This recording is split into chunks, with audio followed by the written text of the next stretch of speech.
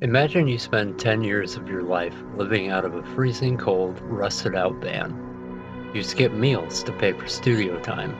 You destroy your fingers mastering guitar riffs. You tear your vocal cords learning to scream properly. And you spend every single day grinding to build a community. After a decade of blood, sweat, and tears, your band finally hits a massive milestone: 800,000 monthly listeners on Spotify. You are a real, living, breathing, independent rock band. And then, absolutely out of nowhere, a brand new artist profile drops onto the platform. They don't have a single upcoming tour date. They have 0 videos of actual humans playing instruments in a room. Their social media accounts are a complete wasteland of bot activity. Yet in exactly 60 days, this faceless profile completely overtakes your streaming numbers. They rack up nearly 1 million listeners by feeding on your exact sonic footprint. This isn't a hypothetical horror story for independent creators. This literally just happened to Lucas Woodland, the frontman of the incredible Welsh alternative rock band Holding Absence. The culprit? A completely manufactured, prompt-driven AI data file calling itself Bleeding Verse. Lucas went to Twitter and sounded the alarm, saying, "So an AI band who cite us as an influence, i.e. it's modeled off our music, has just overtaken us on Spotify in only 2 months. It's shocking, it's disheartening, it's insulting, but most importantly, it's a wake-up call. Oppose AI music, or bands like us stop existing." Welcome back to the channel. Today we're pulling back the curtain on the single biggest existential threat hitting grassroots music subcultures right now: the rise of the ghost bands. We're not talking about background lo-fi study beats or ambient rainfall tracks anymore. We're talking about an aggressive, highly organized wave of synthetic projects using platforms like Suno and Udio to clone the visual culture, the emotional branding, and the exact sonic aesthetics of hardworking alternative genres, all to siphon millions of streams away from human musicians. And we aren't just looking at anonymous corporate algorithms today. We're pulling a specific, self-admitted puppet master into the light, a tech grifter operating under the pseudonym Andrew Frelon, who has built a literal factory of fake bands designed to exploit your Spotify release radars. Grab a drink, get comfortable, because we're breaking down the exact anatomy of this heist and calling out the frauds behind it. To understand how these scammers are gaming the system, you have to realize that they aren't treating music as art. They are treating it strictly as financial volume. The Velvet Sundown formula is an industrial assembly line that any tech bro can execute from their bedroom in an afternoon. Let's break down the mechanics of the scam. Step 1. The 15-minute discography. They feed highly specific genre prompts into generative music AI models. They don't just generate a single, they generate an entire full-length LP and 3 separate EPs in under half an hour. Step 2. The emotional bio mirage. They use ChatGPT to churn out hyperdramatic, deeply emotional paragraphs for their bios. They write about navigating grief, sleepless nights, and healing through raw poetry, creating a false sense of vulnerability to trick listeners into feeling an emotional connection. Step 3. Synthetic persona visuals. They use Midjourney or Stable Diffusion to create perfectly styled band member portraits, ensuring the generated faces match the exact fashion trends of whatever subculture they are targeting. Step 4. Algorithmic playlist infiltration. They exploit digital distribution pipelines to flood Spotify with hundreds of tracks simultaneously, using SEO-optimized titles and tag structures to force their way into automated features like Discover Weekly, Spotify DJ, and Release Radar. June to July 2025, the Velvet Sundown media hoax. Frelon launches a fake 1970s psych rock project. He orchestrates a massive internet deception, running fake interlocking social media accounts to fool music journalists and rack up millions of automated streams. September 2025, the Bleeding Verse blueprint. directly targets the post-hardcore and metalcore scene. By scraping the production dynamics of bands like Dayseeker and Holding Absence, the project siphons away algorithmic traffic from touring musicians. Late 2025, the multi-genre infiltration expands the operation into grassroots acoustic styles, launches Breaking Rust to target country Americana listeners, and Margot Blanchard as a fake AI journalist. Early 2026, the Swarm deployment floods distribution pipelines with automated personas like Eddie Dalton and Inga Rose, employs defensive, gaslighting, legal artistic rhetoric on platforms when listeners flag obvious vocal artifacts. Look closely at that timeline. This isn't a loose collection of random internet trolls. This is a deliberate, multi-genre ecosystem designed to target completely different music subcultures, all managed by the exact same guy. Let's look at the Velvet Sundown fiasco from the summer of 2025. That was Frelon's first major proof of concept. He manufactured a completely fictional 1970s psychedelic rock band, dropped an entire album called Paper Sun Rebellion, and actively lied to major music publications. He created fake Twitter and Instagram accounts, pretending the band members were deeply divided over their sudden fame, entirely to stoke controversy and drive curious listeners to his Spotify link. He later boasted in a series of incredibly smug, rage-baiting blog posts on Medium that the entire Velvet Sundown project cost him less than $40 in software subscriptions and under an hour of human labor. It was a digital parlor trick that made him thousands of dollars in real streaming royalties. But when he pivoted to the alternative metal scene with Bleeding Verse, the joke stopped being funny. He realized that the modern metalcore and post-hardcore genres rely heavily on a very specific, polished production style. The mastermind behind the Margot Blanchard persona used generative AI to build a highly plausible, multidisciplinary freelance portfolio. By landing articles in a few mid-sized outlets, the entity established proof-of-work bylines that were then used to bait top-tier publications. What made Blanchard so successful was the sheer diversity of topics and formats the persona could mimic. First-person confessionals. Business Insider published 2 personal essays under the byline, including I Had My First Kid at 45, and another on the psychological toll of remote work. Tech and subculture features. Wired ran a comprehensive feature written by Blanchard about couples getting married inside the video game Minecraft.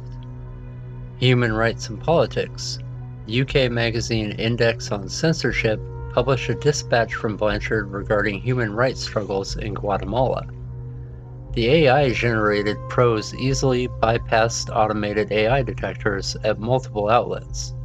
The text was fluent, grammatically flawless, and tailored perfectly to the specific editorial tone of each target publication. The House of Cards collapsed when Blanchard pitched the story to Jacob Ferretti, the editor of a magazine called Dispatch.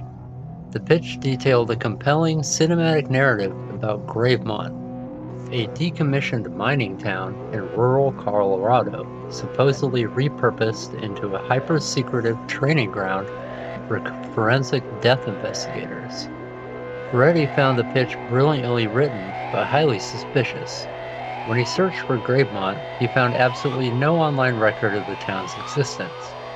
When pressed for public records, evidence, or interview logs to prove the town existed, the Blanchard entity deflected, with elaborate excuses, claiming the site was just under the radar enough to evade coverage. Ferretti recognized the pattern as AI hallucination and confronted the writer. The email address went dead. Subsequent investigations by Press Gazette and the Washington Post revealed a massive web of fabrication. Non-existent experts. The articles in Wired, Index on Censorship, and Naked Politics heavily relied on quotes from experts, gamers, and professionals who had zero digital footprint or verifiable existence. Betting blind spots. Outlets realized they had never hopped on a live video or voice call with the writer. The person behind the account manipulated tight deadlines and remote workflows, using Slack messages or emails to bypass rigorous identity checks. Financial red flags. Wired caught the fraud after realizing the writer insisted on unusual payment methods, like specific PayPal or check routings, and provided mismatched bank details to avoid standard tax documentation and ID verification. Following the exposure, at least 6 major publications, including Wired, Business Insider, SFK, Index on Censorship, and Naked Politics, urgently scrubbed Blanchard's articles from their websites, replacing them with extensive retractions and editor's notes. Shortly after the story broke, an individual named Andrew Frelon published a piece on Medium claiming responsibility for the operation. He alleged that Margot Blanchard wasn't a lone scammer, but rather a single node in an autonomous, multi-agent AI network designated Callista-1. According to Frelon, these automated bots were designed to handle the entire freelance journalism life cycle from A to Z, scanning trends, drafting pitches, handling editor feedback, and even creating fake social profiles to amplify the published work, in order to test the limits of media automation. The scandal forced a massive reckoning across newsrooms, leading to immediate overhauls in editorial policies.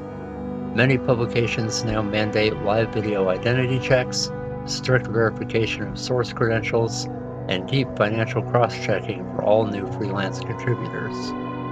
So let's talk directly about you, Andrew Frelon, or whatever your real name is hiding behind that little French pseudonym.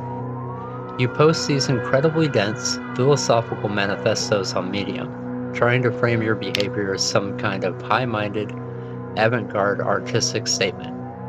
You use flowery academic language claiming that you are exploring the outer limits of synthetic media, and that you are simply holding the brush while the AI acts as the paint. Let's cut through the absolute garbage vocabulary. You are not an artist. You are not a pioneer. You are a glorified digital squatter running an automated content farm. You are a financial parasite draining a finite royalty pool that real independent human creators rely on to pay their rent and feed their families. Look at this comparison. This is what makes your operations so fundamentally toxic. In your recent blog posts, you proudly admitted that you don't even sit at your computer to write individual prompts anymore. You have designed an automated swarm of AI agents that mass produces audio files, auto-generates track metadata, structures search engine optimized tags, and automatically distributes hundreds of distinct fake band profiles to streaming platforms at the press of a single button. And your newest tactic is genuinely pathetic.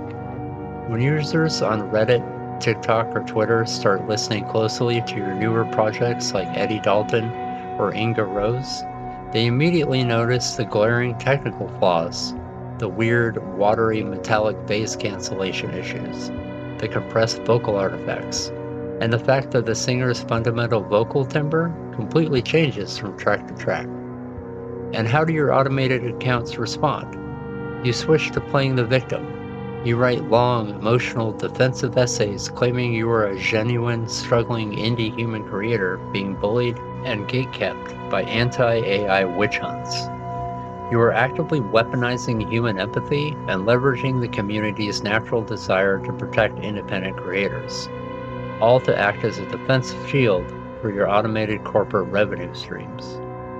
It is lazy, it is manipulative, and it is an insult to every single kid sitting in a garage right now trying to learn how to play an instrument. If you think Andrew Frelon is just a lone bad actor, you are missing the bigger picture. This is an organized, industrial-scale assault on the music industry. Take a look at the landmark federal criminal case against a music producer named Michael Smith. He didn't just play around with a few fake band names. He ran a massive, multi-year wire fraud conspiracy that stole over $10 million of royalties from the streaming ecosystem. Smith partnered with automated music generation platforms to mass-produce hundreds of thousands of random synthetic tracks. He didn't care if the music sounded good. He just needed volume. He then deployed a network of up to 10,000 automated streaming bots routed through thousands of different virtual private networks to simulate real listeners spread across the globe. His bots played his fake tracks 24 hours a day, 7 days a week.